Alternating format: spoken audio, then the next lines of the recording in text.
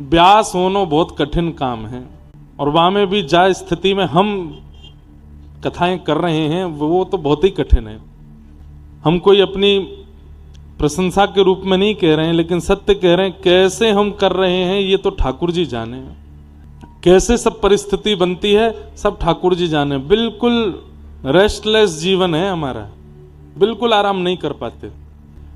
लेकिन आज भी बैठ के बाबा से चर्चा कर रहे थे, मैंने कि बाबा अब धीरे धीरे हम थोड़ा आराम की तरफ चलेंगे, थोड़ा ने कम करेंगे। तो हमको बाबा बोलते नहीं अभी नहीं, अभी कम से कम 45 साल की उम्र तक और भागो।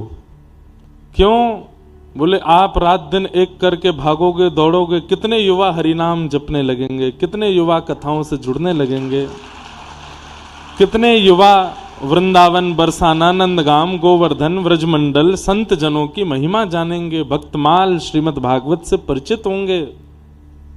45 के बाद आराम करना, तब तक शरीर की समस्त इंद्रियां बिल्कुल, जब तक बिल्कुल शिथिल नहीं हो जाए। ठाकुर हम तो गए थे कि बाबा कह देंगे ठीक है आराम, तो फिर मैंने कि आगे से कथाओं का थोड़ा हम एक आध जगह की कथाओं को विश्राम देंगे, लेकिन बाबा ने तो और बोल्ट कस दिए हमारे। तुरंत हमने एक जगह की सत्र की कथा में ऐसा कर दिया, सुबह एक जगह शाम को एक जगह।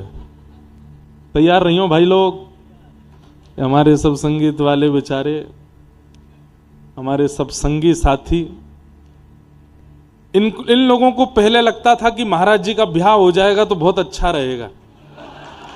इन सब की बड़ी ये माला पे यही जपते थे, कब होएगो कब होएगो कब होएगो। ब्याह होने के बाद तो ये डटेंगे एक जगह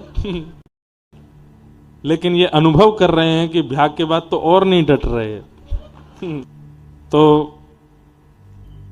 देखो बंधुओं, हमारा उद्देश्य संसार में ठाकुर जी किसी किसी को अपनी वाणी सुनाने के लिए चुनते हैं।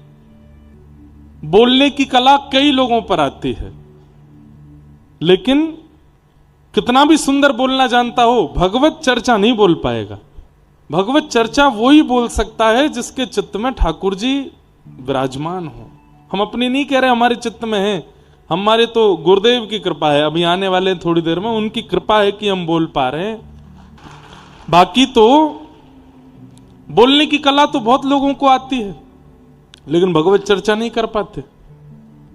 भगवत चर्चा दो ही लोग कर पाते हैं, या तो चित्त में श्री प्रियालाल जी विराज रहे हों, या गुरु की विशेष कृपा हो गई हो। हम पर गुरु कृपा है।